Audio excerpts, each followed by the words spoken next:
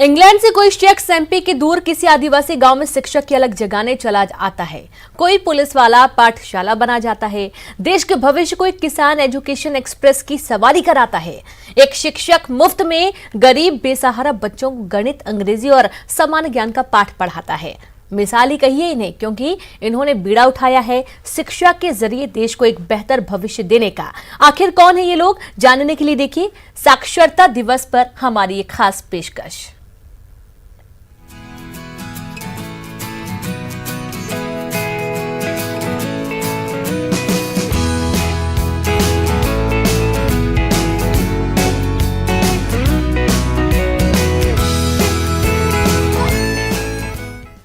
आदिवासी गांव में digital learning सुनकर हैरत हुई ना आपको, लेकिन ये बस जिद की बात है, जुनून का मामला है। भोपाल से 15 किलोमीटर दूर आदिवासी गांव केकड़िया में ये बड़ा बदलाव इंग्लैंड में ब्रिटिश सरकार की नौकरी छोड़कर आए अमिताभ सोनी की कोशिशों से हो पाया कि आदिवासी गांव के अंधियारे में पहुंचे इल्म की रोशनी। राष्ट्रीय साक्षरता दिवस पर हम आपको आज एक ऐसे गांव से मिलवाने जा रहे हैं जहां पर 5 साल पहले की बात करें तो यहां पर 30 साल की उम्र के सिर्फ 3 लोग ही शिक्षित थे।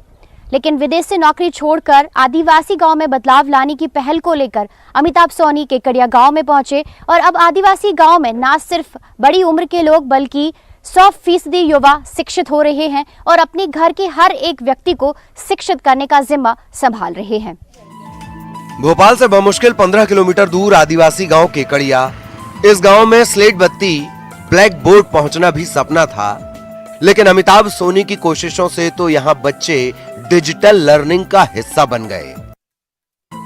और अपने इस सपने के लिए अमिताभ ने क्या क्या छोड़ दिया।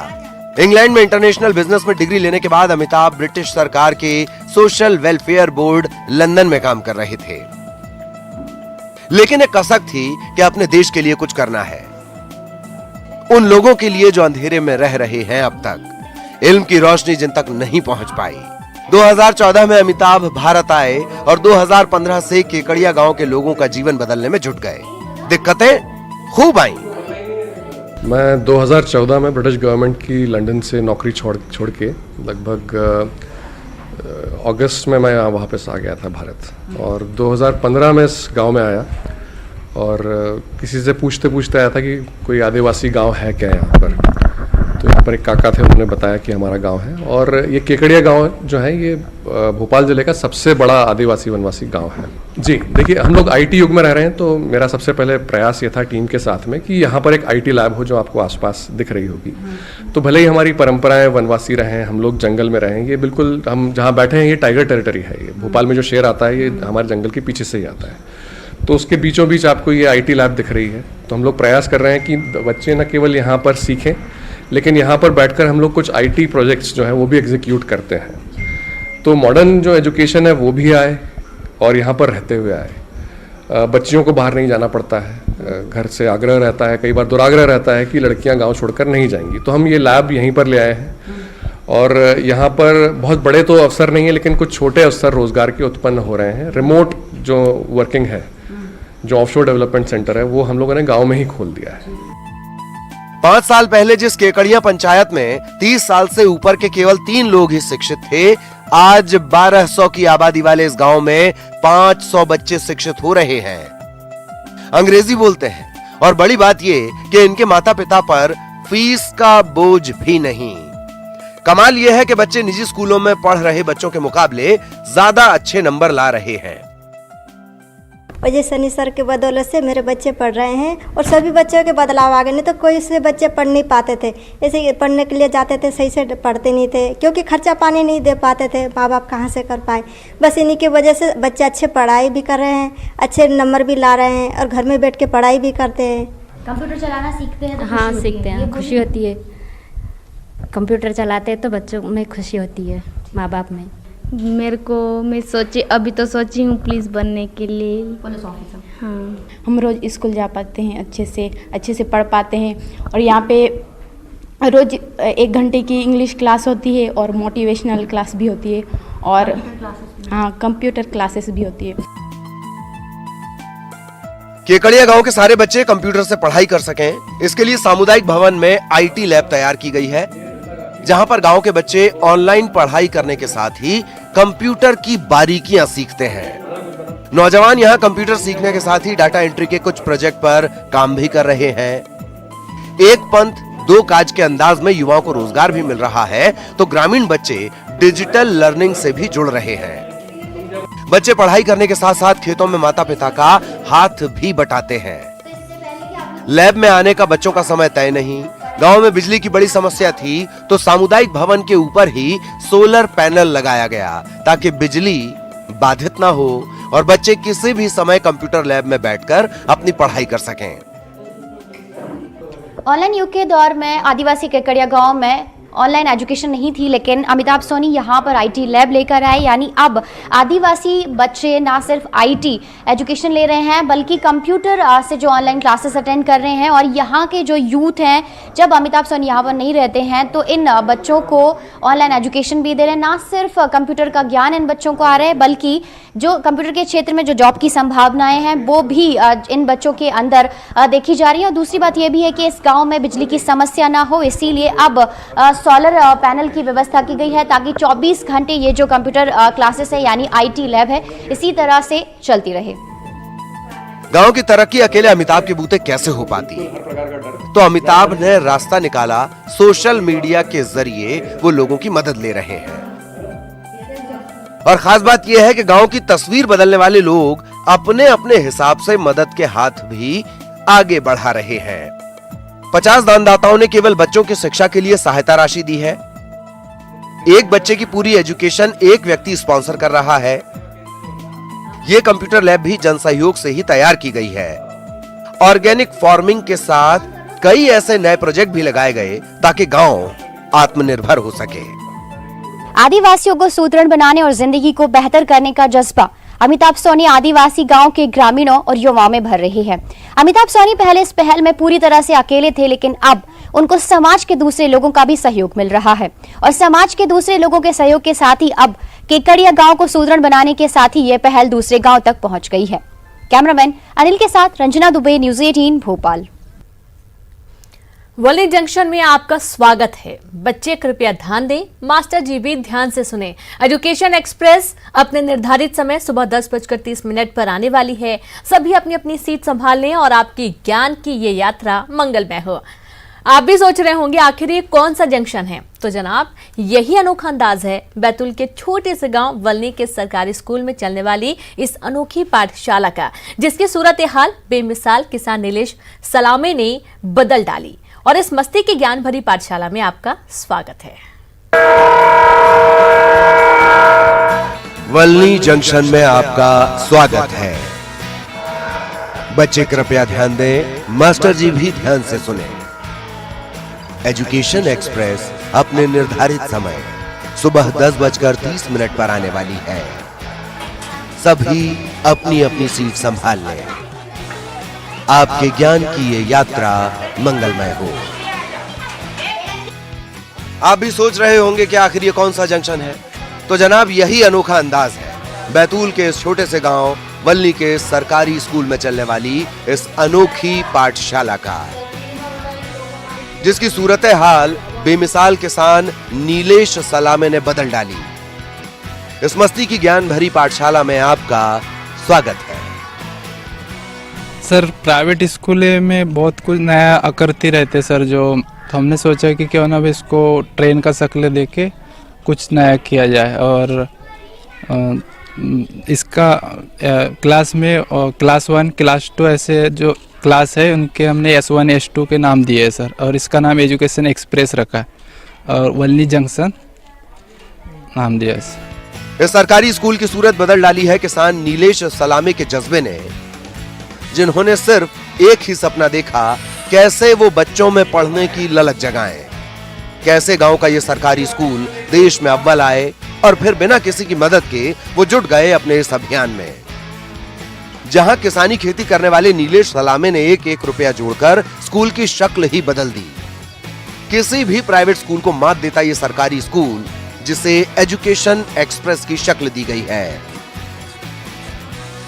बोगी बन गई क्लास S1 S2 और ऐसे ही रोज होती है स्कूल खुलने की अनाउंसमेंट। सर आजकल कोई सर वैसे गवर्नमेंट में पढ़ाना नहीं चाहते थे सर, पर हमने सोचा कि प्राइवेट स्कूल की तरह कुछ हाईटेक किया जाए तो इसमें बच्चों में ज़्यादा से ज़्यादा गवर्नमेंट स्कूल में आने की रुचि। रंग रोगन पूरा ट्रेन की शक्ल का, मकसद बच्चे इस पाठशाला से जीना चुराएं। और असर यह हुआ कि बच्चों को ये एजुकेशन एक्सप्रेस इतनी पसंद आई कि बिना नागा किए बच्चे अब यही कहते हैं छुक छुक वाले स्कूल जाना है। 100% हाजिरी है इस स्कूल में बच्चों की। पहले जो परिवर्तन देखा सर, ऐसा कुछ भी नहीं था। कोई व्यक्ति नहीं सोचता था कि भाई स्कूल में अच्छा तरक्की हो या बच्चे पढ़े और आगे बढ़े देश के लिए। इसलिए क्या है कि गरीब बच्चों का बाहर जाने का बड़ा परेशानी होता था, इसलिए उनने नीलेश सलामे ने ऐसा सोचा कि भाई बच्चों को यहीं पढ़ाना है, यहीं अपन उसका, तो वो उनके तरफ से एक चपरासी भी रखा है सर, सब यहाँ व्यवस्था देखने के लिए। तो सर मैंने उठाया सर, और इसमें 20 से 25 हज़ार रुपये सालाना खर्च करता हूँ सर। सैर सपाटे से साक्षरता का मिशन, जितना नेक ख्याल उतनी ही व्यवस्था चाक चौबंद। किसान नीलेश सलामे ने इस स्कूल को हाईटेक बना डाला। सीसीटीवी से लैस है ये स्कूल। यही नहीं, साफ सफाई देखते ही बनती है। पीने के पानी के लिए आरओ वाटर। अपनी आमदनी में से हर साल 20 से 25 हजार रुपए खर्च करते हैं नीलेश जी। सरकारी स्कूल को स्मार्ट स्कूल बनाने वाले किसान नीलेश सलामे के इस जुनून का हर कोई कायल है, जो कह रहे हैं छात्रों की जिंदगी ही संवर गई। सर हमने सबसे पहले सीसीटीवी कैमरे लगाए सर, कलेक्टर से परमिशन लेके, और उसी के साथ में सर बच्चों में पानी शुद्ध मिले इसके लिए आरओ भी लगवाया सर। कितना खर्चा आया इन सब चीज़ों में? सीसीटीवी कैमरे में सर 60 से 70 हज़ार रुपये खर्चा आया था। आरओ के लिए 16,800 रुपये का खर्चा आया सर। फार्मिंग का काम करता हूँ सर, खेती का, तो जब भी 10-15 हज़ार रुपये, 20 हज़ार जो भी बचते हैं तो सालाना मैं गवर्नमेंट के स्कूल में खर्च करता हूँ। काफ़ी अंतर आया है पढ़ाई में। बच्चे लोग जो स्कूल नहीं आते थे वो लोग आने लगे हैं, और जो रंग रोगन करवाया गया है स्कूल में उससे भी काफ़ी फ़र्क पड़ा है। बच्चे लोग पढ़ते हैं, हम लोगों को भी पढ़ाने में मज़ा आता है। साफ़ सफाई से भी काफ़ी अंतर पड़ा है और अच्छा लगता है। एजुकेशन एक्सप्रेस शिक्षा के क्षेत्र में ऐसे ही रफ्तार पकड़े, साक्षरता के लिए ऐसा समर्पण, ऐसा जुनून वाकई काबिल तारीफ है। नीलेश सलामे को दिल से सलाम। बैतूल से ऋषि नायडू के साथ bureau report, news 18 Madhya Pradesh, Chhattisgarh. Break के बाद एक बार फिर से आप सभी का स्वागत है। खाकी वाले टीचर जी की ये अनोखी पाठशाला है। ये है पुलिस वाली पाठशाला। पिछले 15 साल से खाकी की जो पाठशाला देवास में चल रही है, वहां इन वर्दी वालों के इस हमदर्दी के आप भी मुरीद हो जाएंगे।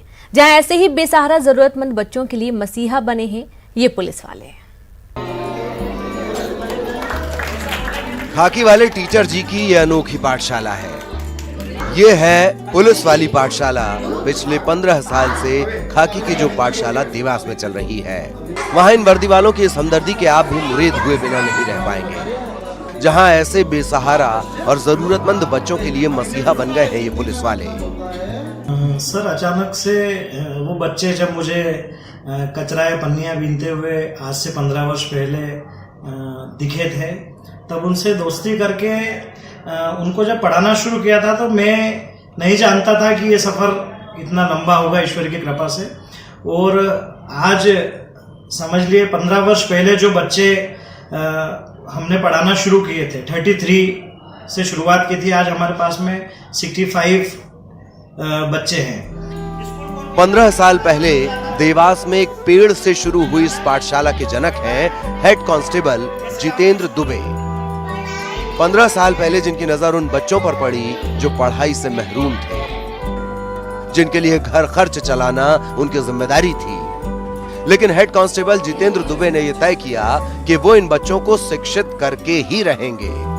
और फिर किसी केस की तरह बच्चों को पढ़ाने की ये फाइल इन्होंने अपने हाथ में ले ली। शहर के मोती बंगला सदाशिव नगर में चल रही इस पुलिस वाली पाठशाला में अब 65 बच्चे हो गए हैं। एसपी साहब से लेके तो मेरे साथ में जो काम करने वाले लोग हैं, वो हम सब पाठशाला से जुड़े हैं। और शुरुआत में पुलिस वाले जुड़े थे, तो इसका नाम स्वतः हमने सोचा नहीं था कि हम इसका कोई नामांकन करेंगे। कि इन पुलिस वाले माँ साहब के लिए इन जरूरतमंद बेसहारा बच्चों को पढ़ाना आसान काम नहीं था। मुजरिम से तो ये सच उगलवा लें, लेकिन बच्चों को पढ़ाना टेढ़ी खीर था।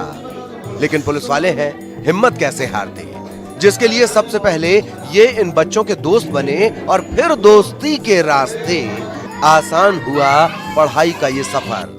अब पुलिस वाले अंकल की ये पाठशाला तो बच्चों के लिए मस्ती की पाठशाला बन गई है।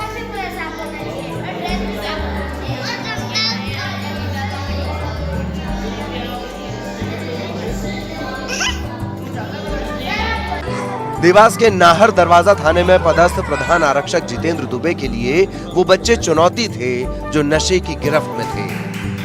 उन्हें उस कालकोठरी से ज्ञान की रोशनी में लाए हेड कांस्टेबल जितेंद्र दुबे, जो आज क्लास में लीड कर रहे हैं। ये मेहनत और समर्पण का ही नतीजा है कि कई बच्चों का तो अच्छे स्कूलों में दाखिला हो गया है, तो कई कॉम्पिटिटिव एग्जाम्स की तैयारी कर रहे हैं। हम लोग उससे मित्रता करते हैं। कुछ बच्चे तो अभी हम लोगों ने 2-3 साल से ऐसे जोड़ना शुरू किए हैं जो कहीं ना कहीं नशे की गिरफ्त में आ गए थे, जो व्हाइटनर का या जो अन्य नशे, तंबाकू, पाउच खाने की शुरुआत की थी। बहुत मासूम बच्चे, जो हमारे बच्चे जिस उम्र में चॉकलेट खाते हैं वो लोग नशा करना सीख गए थे। तो उनसे भी दोस्ती करके धीरे धीरे उनको रास्ते पे लाके आज वो जो बच्चे नशा करते थे आज हमारी क्लास को वो हैंडल करते हैं। हमारे बच्चे बच्चियां जेल प्रहरी, सेना और पुलिस की तैयारी कर रहे हैं और हमारे कई बच्चे कॉलेज में पहुंच गए हैं, कई 12वीं पढ़ रहे हैं, कई 11वीं पढ़ रहे हैं। मतलब अभी हमारे पास में पहली क्लास से लेके तो कॉलेज तक के बच्चे हमारी पाठशाला के माध्यम से शिक्षा प्राप्त कर रहे हैं। 15 साल पहले शुरू हुए इस कारवां में अब पुलिस विभाग के आला अधिकारी और शहर के समाजसेवी, पढ़े लिखे लोग बढ़ चढ़कर हिस्सा ले रहे हैं। अपनी ड्यूटी से वक्त निकालकर बच्चों को पढ़ाई के लिए वक्त दे रहे हैं। अभी हमारी पाठशाला का सौभाग्य है कि हमारे एसपी साहब के बच्चे का जहाँ पे एडमिशन हुआ था वहाँ पे हमारे पुलिस की पाठशाला के भी 4 झुग्गी झोपड़ी के बच्चे हम लोगों ने उनको एडमिशन कराया और वो अच्छा पढ़ रहे हैं। टीचर्स डे पर ऐसे ही पुलिस वाले शिक्षक जी का सम्मान हुआ है। खाकी इन बच्चों के लिए मसीहा बन गई है। ये पुलिस वाले अंकल इन बच्चों की अंधेरी जिंदगी में रोशनी की किरण, उम्मीद की किरण है। फरिश्तों को अगर आपने कभी देखा ना हो तो इन पुलिस वालों को देख लीजिए। देवास से हिमांशु राठौर के साथ bureau report, news 18 Madhya Pradesh, Chhattisgarh.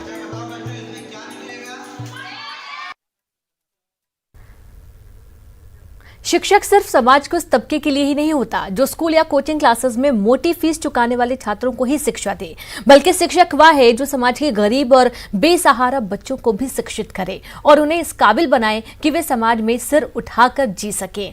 ऐसे ही एक शिक्षक हैं पराग दीवान।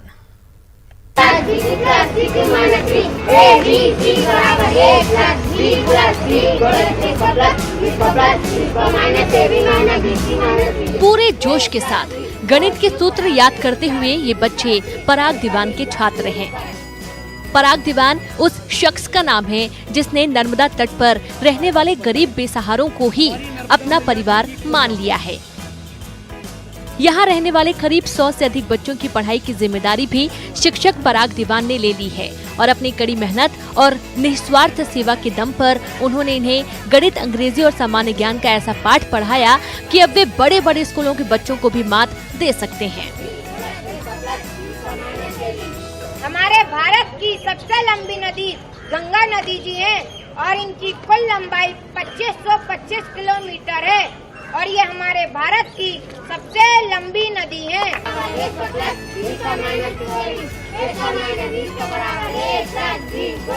गणित के सवालों से अच्छों के पसीने छूट जाते हैं, लेकिन पराग दीवान का पढ़ाया हुआ 14 साल का एक बच्चा गणित के कठिन से कठिन सवालों का जवाब पलक झपकते ही दे देता है।